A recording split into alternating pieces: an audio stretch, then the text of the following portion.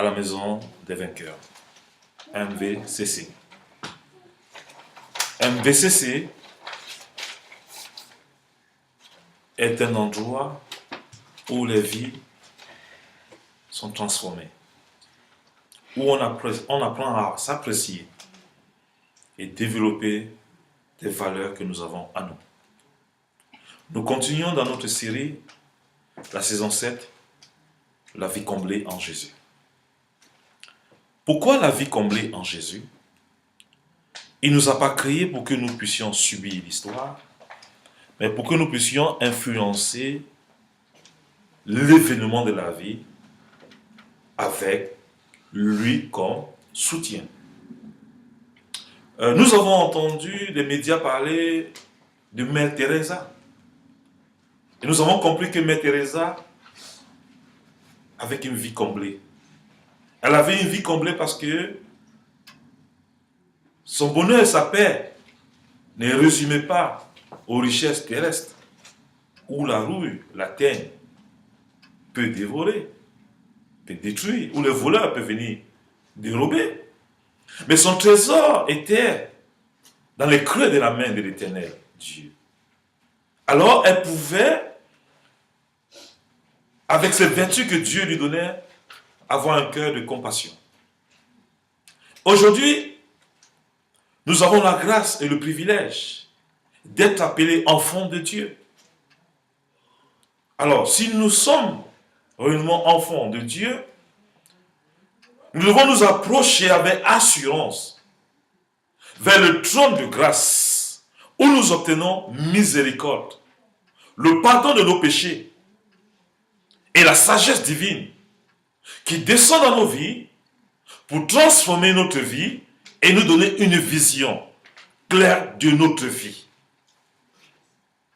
Mes frères et sœurs, arrêtons de marcher dans la distraction. Demandons au Créateur qui nous a créés à son image et à sa ressemblance de nous donner une vision pour notre vie.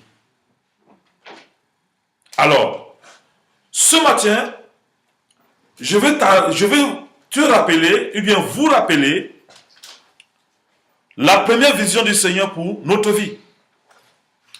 La première vision du Seigneur pour notre vie, c'est de manifester l'amour. Nous allons prendre une référence biblique dans le livre de 1 Corinthiens, chapitre 13. Et nous allons lire le verset 4. Et nous allons apprécier la parole de Dieu. 1 Corinthiens, si quelqu'un dans l'assemblée a déjà vu, puisse nous le lire. Le verset 4. Amen. L'amour est patient, il est plein de bonté. L'amour n'est pas envieux, l'amour ne se vante pas, il ne s'enfle pas d'orgueil. Alléluia. Amen. Constatez dans cette écriture un grand trésor que nous passons de côté. J'aimerais que nous, enfants de Dieu, chrétiens, que nous arrêtons d'être religieux et que nous apprécions la parole de Dieu pour notre propre vie et le manifester dans notre quotidien. Nous serons appelés aux examens chaque jour et Dieu va placer devant nous des obstacles, mais pour que lui nous aide à traverser ces obstacles avec sa grâce et sa protection. Alors, il nous dit dans la parole de Dieu, l'amour est patient. Alors, la première vertu que Dieu nous donne, c'est l'amour. Mes frères et sœurs, l'amour est patient, numéro 1. Patient veut dire, nous devons être patients avec nos enfants. Nous devons être patients avec nos collègues au travail. Nous devons être patients avec tout le monde, sans distinction. Alors, quand on parle de patience, Nous devons développer la nature de Dieu que lui-même a été patient avec nous pendant que nous marchions dans nos propres voies. Il nous a laissé marcher, il nous a laissé tâtonner. Par sa pure grâce, il a permis que tu le rencontres pour que ta vie ait un sens. C'est pour ça que la commission que Dieu nous a donnée en tant qu'enfant de Dieu, c'est de partager ce que nous avons reçu. Comment nous pouvons partager ce que nous avons reçu si nous n'avons pas la nature de celui qui nous a appelés à son admirable lumière? Nous étions ténèbres, mais par la pure grâce de Dieu, aujourd'hui nous sommes lumière. Alors nous sommes lumière parce que nous avons la nature de Dieu en nous qui est quoi? L'amour. L'amour est passion. L'amour est plein de bonté. Plein de bonté. Nous devons accueillir chez nous, exercer l'hospitalité. Lorsque les gens nous demandent un toit pour dormir, nous pouvons les accorder l'hospitalité. C'est ça la bonté. Nous pouvons donner aussi à manger aux indigents.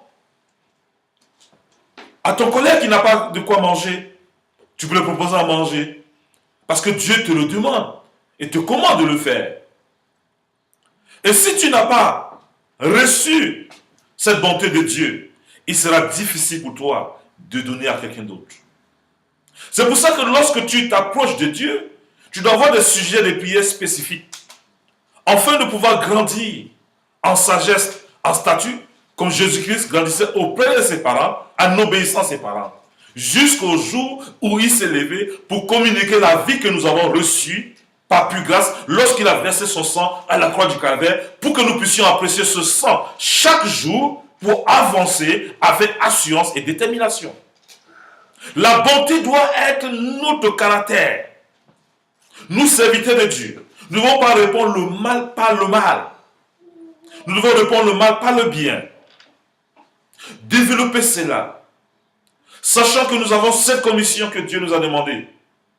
Et c'est un travail que nous devons développer tous les jours de notre vie. La bonté doit sortir de ta bouche. Que tous les paroles qui sortent de ta bouche soient des paroles des actions de grâce. De ta bouche ne peut pas sortir des bénédictions et des malédictions. Arrêtons de calomnier nos frères et sœurs. Arrêtons de juger. Exerçons avec eux la bonté de l'Éternel. Si tu manques de bonté encore ce matin, viens courageusement devant le trône de grâce. Dis Seigneur, aide-moi à marcher dans ta bonté. Et Dieu le fera. C'est pour ça qu'il nous demande de venir vers lui. D'une manière avec assurance. Lui demander les choses, qu'est-ce que je veux dire, les besoins que nous avons. Parfois, nous avons des choses qu'on n'arrive pas à exprimer. Mais Dieu voudrait que nous lui demandons avec assurance.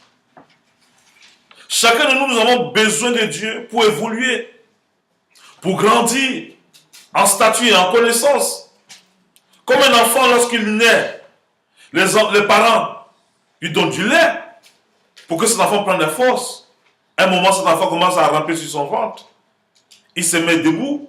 On essaie de le coacher, l'aider à se mettre debout. Et après un moment, il prend l'assurance, il marche tout seul. C'est la même façon que lorsque nous venons dans la foi, nous devons évangéliser.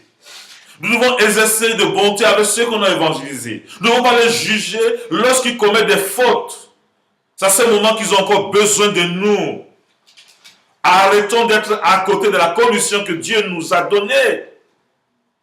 Dieu t'a envoyé dans ce service, que tu es ce patron méchant, que tu puisses prier pour lui et que ton caractère puisse interpeller ton patron et qu'il voit en toi le caractère de bonté et que l'onction qui est sur ta vie, Jésus qui est sur ta vie, puisse parler dans le cœur de ton patron et il s'est converti pour la gloire du Seigneur. Dieu t'envoie dans les affaires. Et dans les affaires, il t'envoie, il t'a donné toutes les vertus pour réussir. Il t'a donné l'amour, la bonté. Tu dois manifester la bonté avec ceux qui sont escrocs. Pour qu'ils sachent que l'argent contribue au bonheur. L'argent ne fait pas de bonheur. Lorsque vous allez dans le monde des affaires, je parle à vous, entrepreneurs, je parle à vous, hommes d'affaires. Sachez une chose, l'or et l'argent appartiennent au Dieu que nous prions. Alors, si Dieu te donne la capacité, l'intelligence, une idée de faire une affaire, lui, il est capable de te faire réussir dans cette affaire. Donc, tu développes cette nature qui nous donne la bonté. Je te le dis, personne ne stoppera ce que tu as commencé. Si l'Éternel ne bâtit une affaire, ceux qui la bâtissent, la bâtit en vain. Je suis là pour t'encourager. Tu peux réussir, mais la réussite n'est pas ce que nous avons appris. On a appris que nous pouvons tout faire pour réussir. Non. Dieu voudrait que nous l'apprécions et qu'il se révèle à nous et qu'il bénit nos activités. Il nous a montré dans la parole de Dieu, dans le livre de Genèse, chapitre 4, Caïn et Abel. Caïn était l'aîné et Abel était le second. Mais les deux avaient des activités. Dieu bénit l'activité d'un homme. Mais autant marqué le temps convenable, Abel a amené la meilleure production de ce qui gagnait à l'Éternel. C'est pour ça aujourd'hui, Dieu a prescrit un acte d'adoration pour un homme d'affaires, de savoir sponsoriser l'œuvre de Dieu, de savoir payer sa dîme pour que Dieu le multiplie. Alors c'est un lien que Dieu a établi pour voir si vous l'adorez avec ce que vous avez. Si tu trouves que ce que tu vas donner à l'homme de Dieu comme dîme, ou bien comme offrande, beaucoup, Dieu verra que il va stopper ta bénédiction parce que ça risque de te détourner de l'adorer. C'est pour ça que parfois, vous faites des affaires à un niveau, vous avez des blocages. Vous allez accuser vos pauvres parents qui sont en campagne, qui sont l'auteur de l'échec de vos affaires. Mais pourtant, l'échec de vos affaires est un acte de désobéissance volontaire. Alors, cette désobéissance volontaire qui est écrite dans le livre de Deutéronome, tu as choisi la désobéissance. Alors, quand tu désobéis, qu'est-ce qui peut t'arriver? Il n'y a que la calamité, des blocages. Les dévoreurs vont venir percer ce que tu avais construit. Arrête d'accuser les autres. Manifeste la bonté. Que la bonté, les actions de grâce sortent de ta bouche. Adore l'Éternel. Et l'Éternel combattra pour toi. Amen. Je suis là ce matin te révéler que tu dois stopper de chercher le problème ailleurs. Le problème est devant toi. C'est toi-même qui est l'occasion de ta chute. Si tu agis bien, le péché sera tapis devant toi et Dieu te relèvera et tes affaires vont rebondir parce que Dieu honore ceux qui l'honorent. La vie comblée, c'est de savoir les actes que tu dois poser. Je suis là en tant qu'enseignant de la parole de Dieu, te rappeler cela afin que tu ne déplaces pas le problème, que tu ne vas pas de délivrance en délivrance, tu n'en finiras pas. Tellement on va te délivrer, on va te poser les mains. Et le problème sera toujours devant toi. Mais l'acte d'obéissance, c'est comme une fondation que tu as mis sur le sol. Tu as mis une fondation profonde, quel que soit l'immeuble que tu mets dans cette fondation-là. Elle va tenir parce que la fondation, elle est profonde. Si ta richesse est éphémère, c'est la même chose quand le vent va souffler, ta richesse partira parce qu'elle n'a pas de fondement. Tu es dans un foyer. Le fondement de ton foyer doit être l'adoration au Seigneur. Si tu ne sais pas manifester la bonté, tu ne sais pas ce qu'on appelle l'amour, ton mariage ne sera jamais solide parce que toi-même tu as mis les ingrédients de l'ennemi dans ton foyer. Donc ce matin, tu peux écouter mon exhortation, tu changes ta manière de fonctionner dans ton foyer et mettre Dieu en première position parce que Dieu lui-même est l'auteur et l'investigateur du mariage. C'est lui qui a créé le mariage dès la Genèse. Et quand il a créé l'homme, il a trouvé qu'il n'est pas bon que l'homme soit seul. Il a fait dormir l'homme dans un profond sommeil. Il a fait sortir sa femme de sa côte. Et quand il a vu cette femme, lui-même, Dieu a mis dans l'homme l'acte d'adoration. Il a dit, ça c'est l'os de mon os. Et la joie est entrée dans le cœur d'Adam. Il a pris Ève pour femme. J'ai une bonne nouvelle pour toi. Toi qui promènes le regard inquiet, qui cherche ta fiancée de gauche à droite. Tu adores le Seigneur, tu ouvriras les yeux et Dieu te montrera et toi-même tu diras, voilà l'os de mon os, chair de ma chair. Amen. Ce matin, entre dans une relation profonde avec le Seigneur. Arrête de te distraire. Et demande, Seigneur, aide-moi à vivre cette parole. Et pour vivre cette parole, Dieu va mettre devant toi toujours des difficultés pour que tu commences à gérer ta bouche. Tu gères ce qui sort de ta bouche. Parce que c'est l'abondance du cœur que la bouche parle. Alors, si tu commences à maîtriser ta langue, tu maîtrises ce qui sort de ton cœur, je te promets, tu n'auras que le bonheur. Et ta vie sera couronnée que du bonheur. Amen. Parce que tu es destiné à vivre une vie comblée. Et cette vie comblée, c'est pour moi, c'est pour toi. Je te propose ce matin que tu viennes devant le Seigneur avec l'acte d'adoration. Tu comprendras les merveilles, les profondeurs que Dieu a assignées dans sa parole pour ta vie. Ce n'est pas pour lui, c'est pour nous qu'il a donné cette parole. Pour qu'elle nous rappelle comment régler les situations les plus difficiles. Il peut encore. Ce Dieu est capable de guérir les fous. Ce Dieu est capable de guérir des maladies incurables. Ce Dieu est capable de changer ton histoire, de réécrire une histoire pour ta vie. Il est capable. Il est capable de te faire un mariage. Il est capable de te donner des enfants. Il est capable. Pratique l'amour, la bonté. Et tu verras que tu vas vivre que du bonheur. Tu verras que la joie. Ce que tu sèmes, c'est ce que tu vas moissonner. Si tu te donnes l'amour, on te donne l'amour partout où tu vas. Parce que tu auras un témoignage. Regardez Mère Teresa. Elle appartenait à une congrégation, entre parenthèses. Mais son cœur était le cœur de Dieu. Et nous pouvons parler d'elle, on ne va jamais l'oublier. Est-ce que toi, lorsqu'on parle de toi, qu'est-ce qu'on dit à ton sujet?